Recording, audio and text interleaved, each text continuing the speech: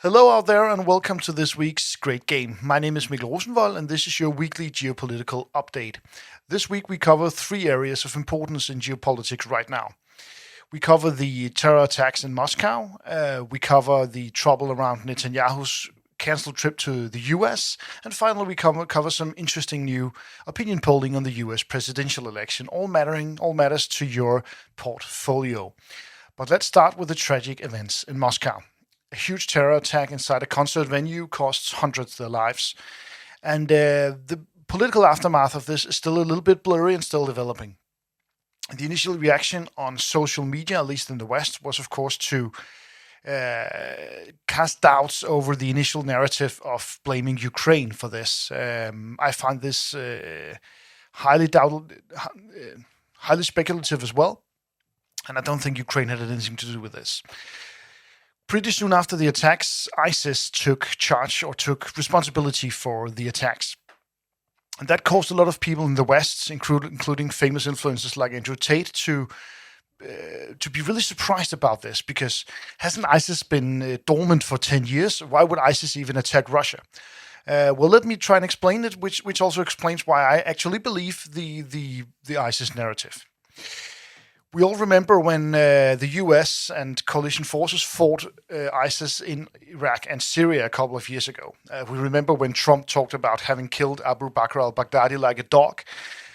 And since then, we haven't heard too much from ISIS, unless you, like me, like to follow all these niche conflicts around the globe. The thing to understand about ISIS is that this wasn't a localized group just focusing on Iraq and Syria. It was initially, it was built to kick the Americans out of Iraq, but pretty soon it spread as sort of a regional or global network, or perhaps it's more apt to call it a brand, like Al-Qaeda. So several groups around Africa and the Middle East and Central Asia joined under the banners of ISIS, whereas for 15 or 20 years ago, they might have joined under the banner of Al-Qaeda. ISIS is simply the franchise of the modern day Islamists. So Islamic State is obviously has some very archaic symbolism and naming to their different regions. As you can see on this map, they're using names such as Maghreb for the entire region of northwestern Africa, Andalus for Spain and Portugal. Yeah, they're using all these ancient Muslim names for various regions. The region to be interested here is this one over here. Over here, I'm trying to reach it. Over here, Khorasan. What is Khorasan? Well, Khorasan spans, if you ask ISIS, everything from Kazakhstan and East and Central Russia down to the entirety of India. Khorasan is an ancient Muslim sultanate, a kingdom. It's not really a term that's been used today, but it's basically an umbrella term for this entire region. So the local ISIS group out there, ISIS Khorasan, is mostly made up of Central Asian fighters. And it's reported that they were the ones doing the attacks in Moscow. Why would they do this? Well, first and foremost, their objective is to rid Central Asia, the Muslim states of Central Asia, from Russian influence. Secondly, they have, of course, strong ties to ISIS groups in other regions, such as the Maghreb region or the region called the Land of Habasha, south of the Sahel in Africa. And that's where we find the roots of the ISIS-Russia conflict and why ISIS even has an interest in Russia. Because ISIS and Russia have been fighting each other for the past 15 years. Not the Russia directly, not on Russian territory, but through Wagner intervention in conflicts in Africa. A lot of African governments have been fighting ISIS rebellions, and they have often contracted Wagner to do the fighting on their behalf. This has led to a strong rivalry between Wagner or Russia and ISIS, and that's why this attack it's not too surprising that ISIS are carrying out this attack within Russia, if you ask me. And that's also why I believe this narrative. Finally, let me just note on the notion that this attack could somehow be instigated by the West. Well, it's possible for a conflict or a conflict map like this to have three poles.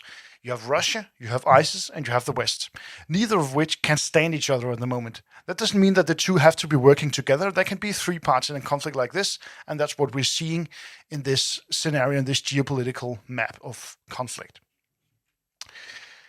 So, enough on that story. Let's switch to Israel. the UN passed a ceasefire resolution calling on an immediate ceasefire in Gaza. This angered Israel, who had been calling on the US to use its veto power in the Security Council to block this resolution. The UN didn't do that. The US took part in passing this resolution, and that led to the Israeli government canceling a delegation trip to the United States.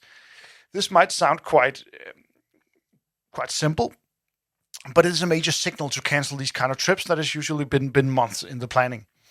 It's also a signal that Israel is growing a little bit more desperate, in my opinion. Israel is still very reliant on support from the US, and they're really wearing this thin. If we look at some recent opinion polling, you see the top bars up here is the support for Israel in 2023, and then the support in 2024, which has dropped significantly, both on Democrats, Independents, and Republicans. The support for the Palestinian Authority, the bottom rows here, has fallen as well, but that's to be expected. And this is why I believe Israel, to some extent, has fallen into the trap of Hamas. Hamas wanted to bring the Palestinian question into the forefront of regional politics and wanted Israel to engage in such a brutal war that it would wear their Western support down, which is a long-term goal for Hamas. So Israel is really striking a delicate balance right now. Can it keep up the war while still keeping their support in Western governments? That's the big question right now, and that's also why analysts like myself are a bit surprised that Israel hasn't chosen to opt for a ceasefire solution just yet. Finally, we've been getting a lot of questions on some recent opinion polling that were released on the US presidential election. Some polls and some average polling now shows Joe Biden actually leading Donald Trump head-on-head ahead of November's presidential election.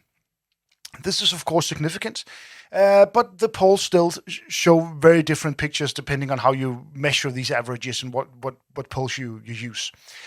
It's clear that Joe Biden has a momentum right now and has had since the State of the Union speech, and that's something that Donald Trump needs to address and attack at some point. It's still a long way to go to November, but the momentum is uplifting for Joe Biden.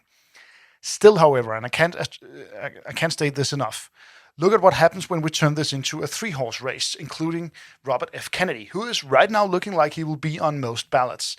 It seems like he will gain between 10 and 15% of the votes. That's not a lot, but it's enough to draw Biden's vote below that of Trump, simply because Kennedy draws more votes from Biden than from Trump. This is still the key issue and the key problem for Joe Biden, and it's going to be really hard for him to win the election if Robert F. Kennedy does in fact stand and gains double-digit numbers across the board. That's all for this week's Great Game. Thanks a lot for reading or watching this. We'll be back next week.